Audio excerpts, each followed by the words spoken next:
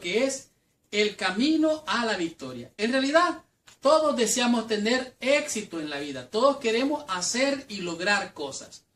Y la única manera que usted o yo puede lograr hacer cosas es acercándose a alguien que ya lo sabe hacer, aprender de ella, aprender de él, y después que usted ya tiene la receta, tiene la fórmula para hacerlo y ha aprendido a hacerlo, ahora usted lo va a poder hacer. Esto es muy importante.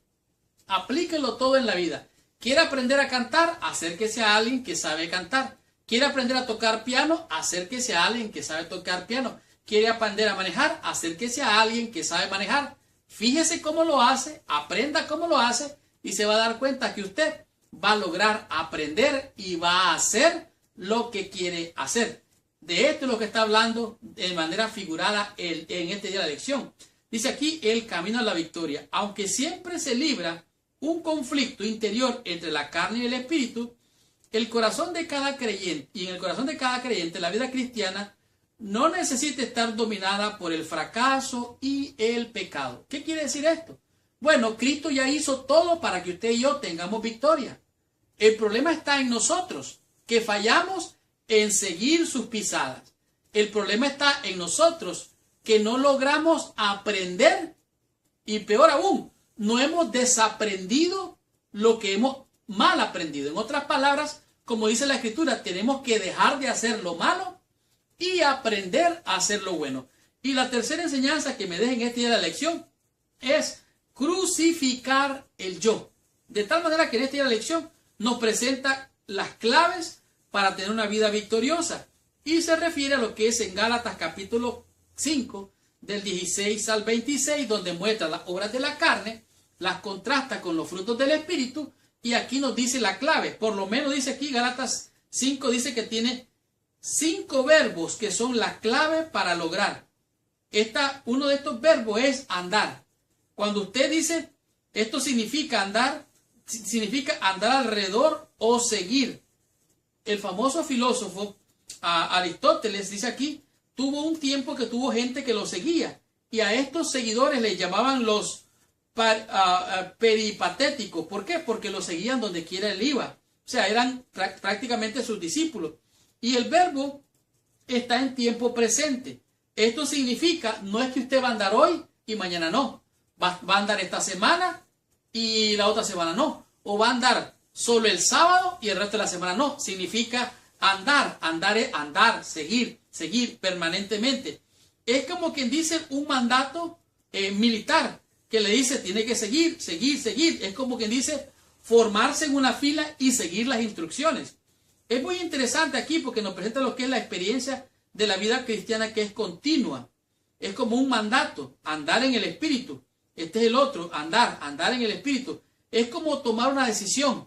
Yo decido seguir a Cristo. Yo y mi casa serviremos a Jehová. Por lo tanto, tenemos que andar en el Espíritu. El segundo verbo es ser guiado. O sea, usted y yo tenemos que ser guiados por el Espíritu. Andar en el Espíritu y ser guiados. Si usted quiere subir a un cerro muy alto, usted tiene que tener un guía. Si quiere visitar una ciudad, tiene que tener un guía. Y para llegar al cielo, a la santa ciudad, a la Nueva Jerusalén, tiene que haber un guía. Y este guía es Jesucristo. Y su Espíritu lo guía allí. De tal manera que tenemos que seguir, tenemos que ser guiados.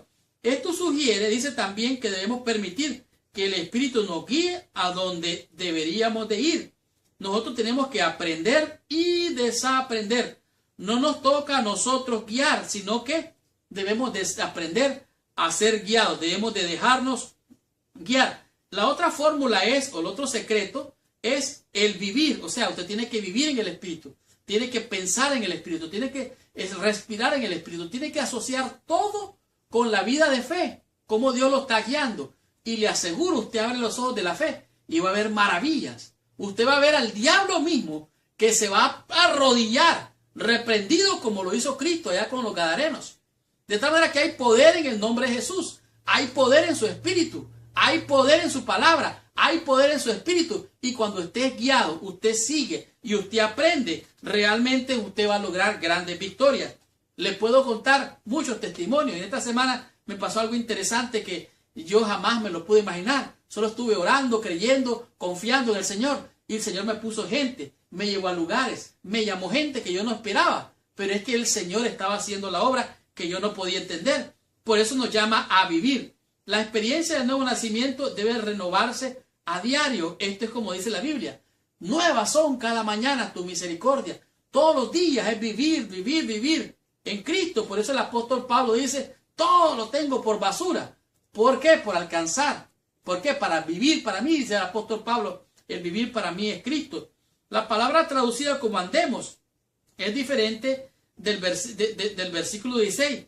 Aunque la palabra dice estoicheo, es un término militar que literalmente significa formarse en una línea o en una fila.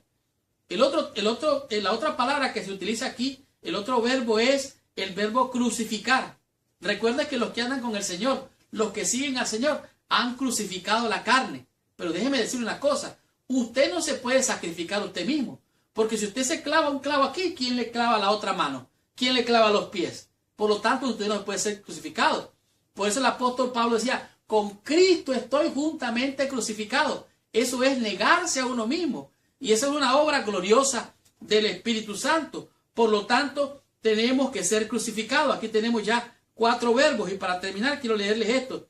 Si hemos de seguir al Espíritu, debemos de formar una firme decisión de darle muerte a los deseos de la carne.